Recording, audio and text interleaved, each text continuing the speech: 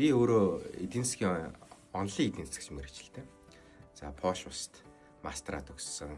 10 жилээ бас Англид төгсөжлээ. За тэгээд ерөнхийдөө Монголдо хурж ирээд Дэлхийн банкнд бол ажиллаж байсан. Хамгийн түрүүнд Дэлхийн банкны MSTAP гэх сангийн яамн дээр хэрэгждэг ийм төсөл дээр бол зөвлөхөөр орж ажиллаад сүүлд нь экспортыг дэмжих төсөл гэдээ бас Дэлхийн банкны ийм төсөл байсан. Хэрэгжижсэн. Тэрэн дээр бол бизнес шинжээчээр ажиллаж байсан.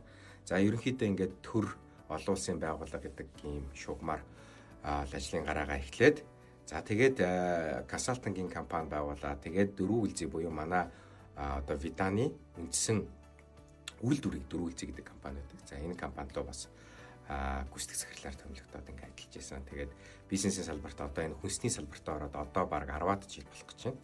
За эдийн засгийн одоо онлайн эдийн засгийн мэргэжилтэй ч гэсэн одоо хүнсний салбар дээр ороод одоо хүнсний салбартаа дурдлаад ингээд явж байгаа ийм хүн байна. Одоо тэгээд цаашдаа ч гэсэн хүнсний салбартаа ажиллах болов уу гэж боддог. Ерөнхийдөө хамгийн миний бизнесийн хувьд бол мэдээж реферлийн боломжууд шууд 100% том нэмэгдсэн байгаа.